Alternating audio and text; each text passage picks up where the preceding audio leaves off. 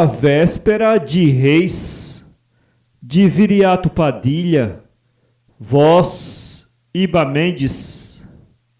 A casa da viúva romana seria a última em a qual os tiradores de reis iriam na noite de 5 para 6 de janeiro, aquela em que se comemora a visita dos 3 sábios e opulentos monarcas caldeus à estrebaria em que tinha nascido o filho de Maria.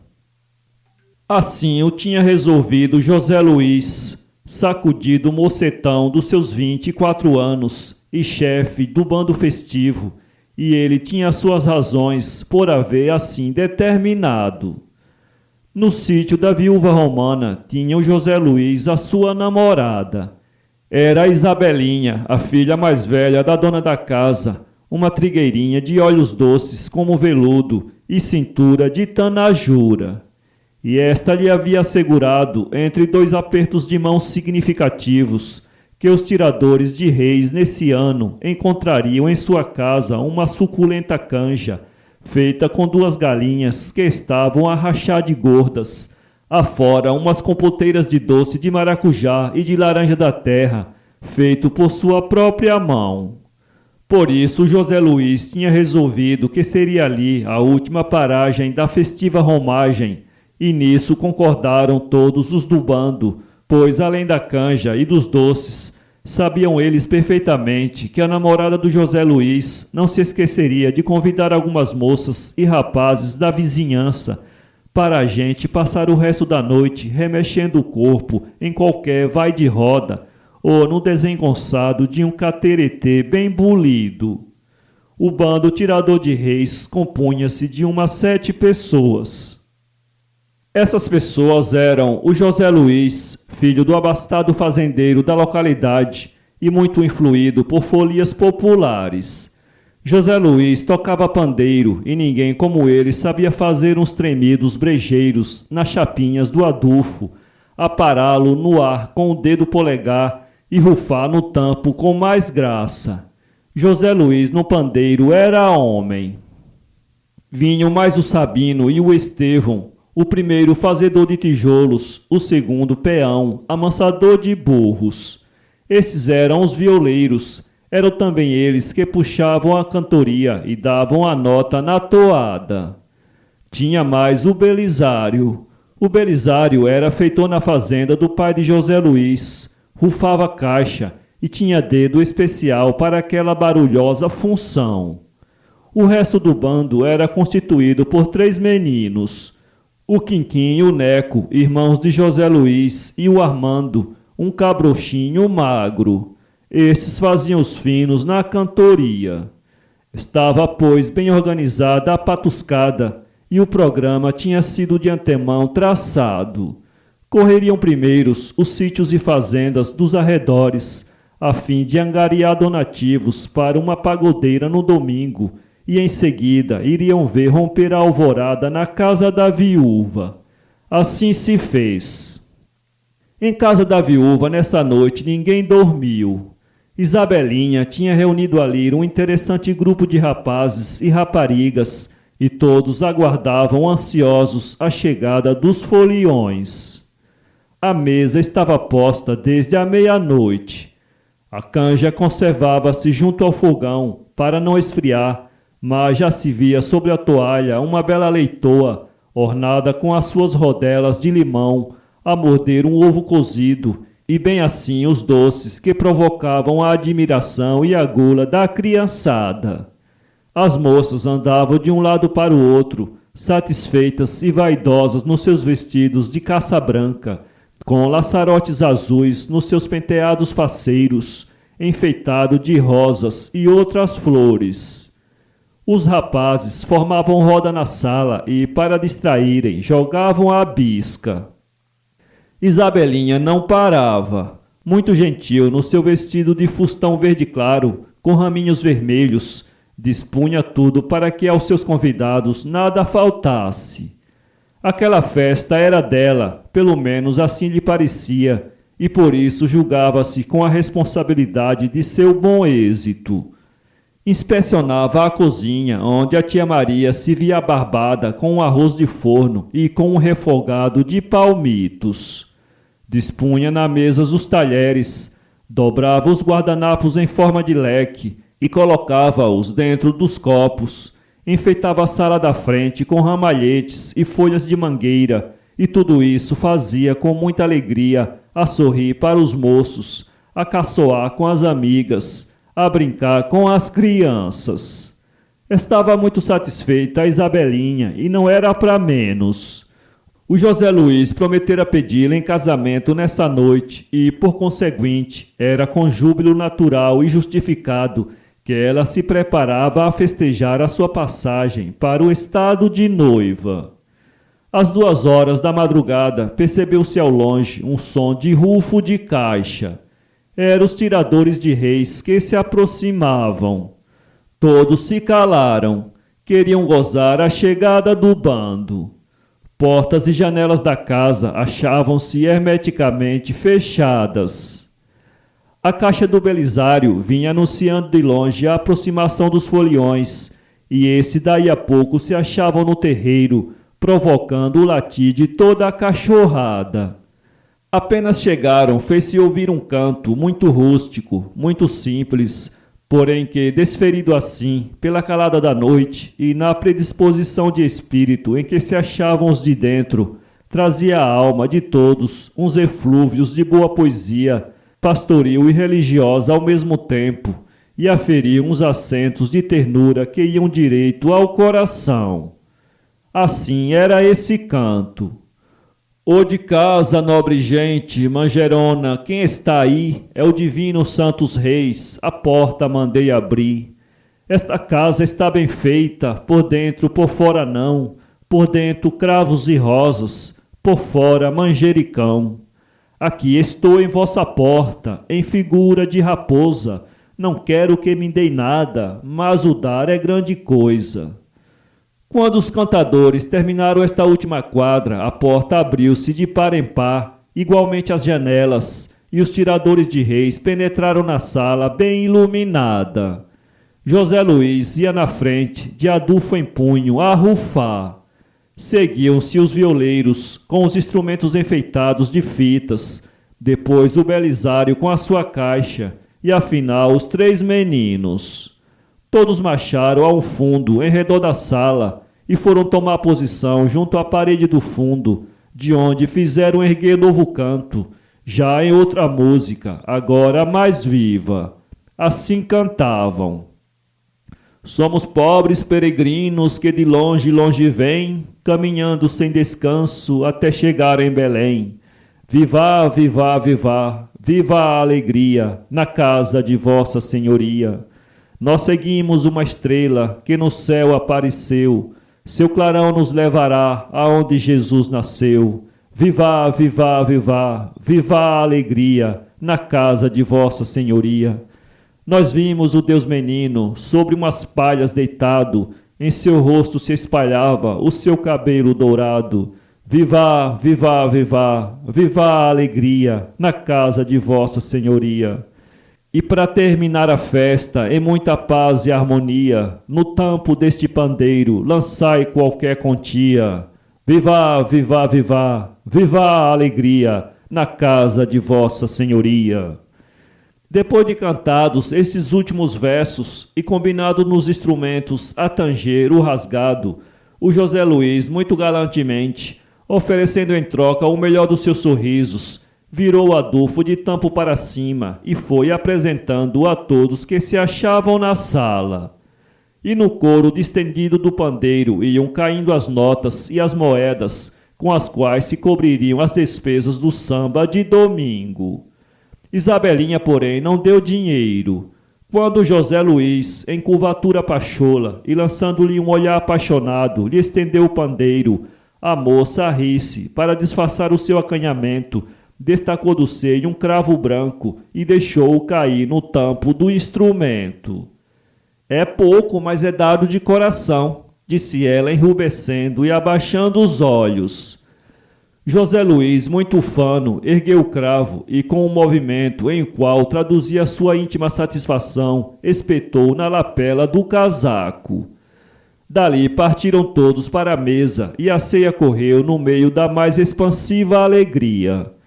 Isabelinha então estava radiante, servindo a todos com a maior solicitude. Os seus olhos, no entanto, não se despregavam de José Luiz. O moço, porém, achava-se um pouco intrigado. Isabelinha tinha lhe dado uma flor, mas o que queria dizer tal flor? Na roça e entre namorados não se faz um presente desse sem segunda intenção. Cada flor tem o seu significado e o cravo branco vinha lhe comunicar qualquer coisa. Assim, logo que terminou a ceia, lá pelas 3:30 da madrugada, José Luiz chamou de parte o Estevão, que nunca saía a passeio sem estar munido do seu precioso dicionário das flores, e consultou a respeito do significado de cravo branco. Estevão levou o companheiro para o vão de uma janela e, metendo a mão no bolso do casaco, tirou dele um livreco já muito encebado, onde leu soletrando: Cravo branco, não me importunes mais. Uai, que significado tão estúrdio! O quê? Disse José, arregalando os olhos. Cravo branco, tornou a ler o Estevão. Não me importunes mais. É o que está aqui impressado. Você veja com os seus olhos. Mas Isabelinha mesmo me fez essa desfeita, seu Estevão, exclamou José Luiz, estupefato. Você ainda vai atrás de mulher, seu Zé Luiz? Mulher é bicho sem coração, tem cabelo na arma e unha no espírito. E me fez trazer o Rezes na casa dela só para me agravar? Oh, se fosse contado eu não acreditava. Pois elas são assim mesmo. Quanto mais um homem faz, menos merece. Ah, eu estou muito traquejado com as manhas desse gado. Mas esse livro não está errado, seu Estevão? Qual errado? Este livro ainda pertenceu ao Zezéu, que eu trouxe de Portugal. É dos bons, dos verdadeiros. José Luiz ficou suspenso durante alguns momentos, porém, ao depois, exclamou: Não tem nada, desaforo é que eu não levo para casa. Isabelinha comigo tá capada de volta. E dizendo isto, partiu direto para o grupo das moças que, em alegres conversações, se achavam reunidas em um dos cantos da sala, esperando que se organizassem as danças. Isabelinha estava entre elas, e sendo todas sabedores de que nessa noite se consumava um importante ato de pedido de casamento, dirigiram-lhe graças, algumas com a sua pontinha de maldade. José Luiz, chegando-se ao grupo e sem dirigir o olhar para a namorada, tirou do peito o cravo branco e, aproximando-se de Laurinda, uma das amigas de Isabelinha, disse, espetando-lhe a flor nos cabelos: Com licença, dona Laurinha, um cabelo tão bonito e sem uma florzinha até agrava a Deus Nosso Senhor. Dizendo isto, afastou-se. As moças olharam uma para as outras admiradas. Isabelinha mordeu os lábios despeitada e sentiu uma nuvem escurecer-lhe a vista. Laurinda pôs a flor e, para disfarçar o seu contentamento, deu uma grande gargalhada, proferindo estas palavras: Seu Zé Luiz tem coisa, gente. Agora cravo branco me assenta muito no cabelo. Iam começar os murmúrios, porém os violeiros já estavam no meio da sala, chamando os dançantes para o cateretê. E assim, rapazes e raparigas levantaram-se logo, e ninguém mais se lembrou do caso do cravo branco. José Luiz, para mais demonstrar o seu desprezo a Isabelinha, escolheu Laurinda para par, e durante toda a noite não dançou com outra. No entanto, a pobre Isabelinha, contundida, despeitada, magoada no seu amor próprio de moça e de mulher apaixonada, não sabia como qualificar o procedimento de José Luiz, pois julgava não o haver ofendido de modo algum. Efetivamente, Isabelinha não atribuía ao cravo branco a significação que o Estevão lera no seu dicionário, e assim era muito natural o seu assombro à vista de um proceder tão injusto por parte do moço. E a pobrezinha, enquanto os outros se divertiam ruidosamente na sala, metida no seu quarto, desesperava-se de dor e ensopava de lágrimas o travesseiro, com a cabeça cheia de ruins pensamentos. O José Luiz, pensava ela com angústia, nunca a estimara, quisera apenas divertir à sua custa, e mais nada. enganara, dizendo que ia pedi-la em casamento no dia de Reis, só para que ela divulgasse a notícia entre as amigas e estas agora a ridicularizassem. Também ela, porque se deixara levar por cantigas de moço rico? E a infeliz cada vez soluçava mais. Assim passou Isabelinha o resto daquela noite, que tinha começado para ela de modo tão risonho. A rapaziada folgou toda a madrugada e às 8 horas da manhã, todos muito estremunhados, pálidos, com a goma das camisas a desmanchar-se por causa do suor provocado pela agitação da dança e pelo calor intenso daquela cálida noite de janeiro, preparavam-se para se retirar, quando o Quinquim, irmão mais moço de José Luiz, veio dizer-lhe que Isabelinha estava chamando. José Luiz teve tentações de lhe mandar dizer que não o importunasse mais, devolvendo-lhe assim a insultuosa significação do cravo branco. Porém, o Estevão, que se achava junto dele, demoveu-o de tal propósito. Vá ter com a moça, seu Zé Luiz. Com as mulheres a gente não deve levar as coisas assim a ferro e fogo. Quando elas machucam uma pessoa, a gente chega-lhes à espora, mas quando elas amansam, a gente faz por esquecer o que se passou. Se a Zebelinha já conheceu que Vomicê não é nenhum mané, e agora ela tá de barbicacho e chincha. Vá ter com a moça que Vomicê não se arrependerá, falando é que a gente se entende. José Luiz rendeu-se a essas considerações e dirigiu-se ao quarto de Isabelinha, de cara enfarruscada, porém um tanto satisfeito por proporcionar-se o ensejo de ter aquela entrevista, pois o pobre rapaz sentia-se muito penalizado com tal rompimento. Isabelinha tinha os olhos vermelhos de tanto chorar e os seus cabelos achavam-se em desalinho, parecendo-se assim ainda mais linda aos olhos de José Luiz, que ficou extremamente comovido. Seu José Luiz, disse Isabelinha com a voz entrecortada pelos soluços, o que lhe fiz eu para o senhor me querer tanto mal? A senhora ainda pergunta se a Isabelinha. Na verdade, a senhora é de coragem. Outra fosse a senhora que nem se animava mais a falar comigo. Mas o que lhe fiz eu, seu José Luiz? Pelo amor de Deus, me diga. Ora, se a Isabelinha, não se faça de santa. A senhora come muito queijo. Então já se esqueceu do cravo branco? Do cravo branco? Sim, do cravo branco. E o que tem o cravo branco para o senhor ficar tão agravado? A senhora não quer saber de uma coisa, se a Isabelinha? Passe bem, não falemos mais nisso. O que está acabado, está acabado. Seja a senhora muito feliz, é o mal que lhe desejo. E José Luiz dispunha a retirar-se, vivamente contrariado, quando a moça, agarrando-o pelo braço, exclamou: Não, senhor, o senhor não pode ir assim. Eu estou vendida. Pelo bem que o senhor me dizia querer antigamente, peço-lhe que me diga em que o agravou o cravo branco. José Luiz, sentindo no braço a pressão das mãos mimosas da moça, não teve coragem de se retirar. A senhora me pergunta em que me agravou o cravo branco? A senhora tem o livro de significado de flor, sabe ler por riba e ainda me faz essa pergunta? Cravo branco quer dizer não me importunes mais, pois é o que eu faço, a senhora não se pode doer com isso.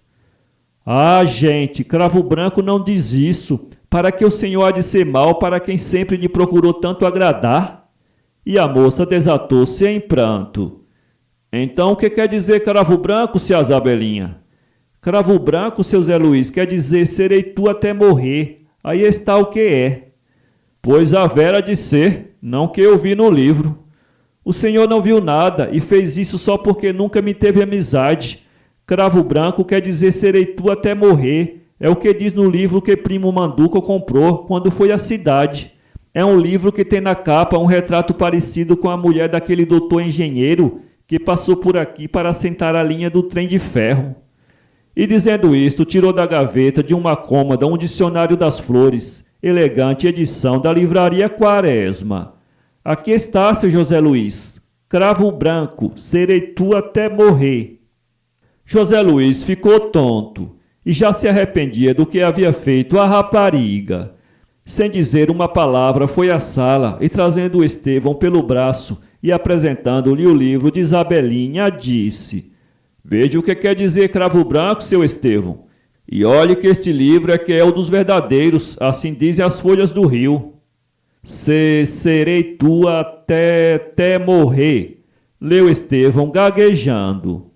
E então? Perguntou José Luiz. Então, respondeu Estevão após alguns minutos de reflexão. Então o livro do Zezéu não presta para nada. Eu bem vi que sempre eram coisas de estranja.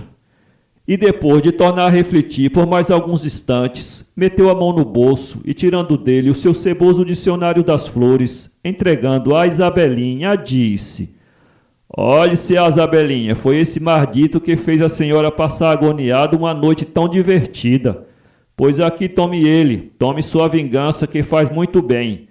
Pegue nesta peste, rasgue-a e queime-a. Eu logo vi que isto sempre era coisa do Iel. Aonde é que se compra desse seu? Isabelinha, com o rosto ainda incendiado pelo pranto que havia derramado, porém já risonha, tanto como José Luiz, respondeu: É em casa do seu Quaresma, um homem que anuncia muito nas folhas. E ao mesmo tempo, e com gestos nervosos, rasgava o livro do Estevão, satisfeita por aquele desforço material. O José Luiz, também radiante, apressou-se em riscar um fósforo e chegou às folhas, e como nesse momento irrompesse ao quarto um bando alegre de rapazes e raparigas, atraídos pela notícia do interessante acontecimento, assistiram todos, em meio da maior algazarra, àquele pitoresco auto de fé, pelo qual se reconciliavam para sempre os dois namorados. Apenas a Laurinda não tomou parte na folia. Tanta barulhada para uma coisa tão sem graça, dizia ela amuada. Olhem, queime isso também. E tal dizendo, tirou do cabelo o cravo branco com que José Luiz a enfeitara e atirou-o às chamas. Em um momento, livro e flor ficaram reduzidos a cinzas, e em redor delas a rapaziada fez círculo imediatamente e dançou-se um último vai de roda em atenção a Isabelinha, que, embora fosse a rainha da festa, ainda não se tinha divertido nessa noite. Para ler esse conto, acesse www.poeteiro.com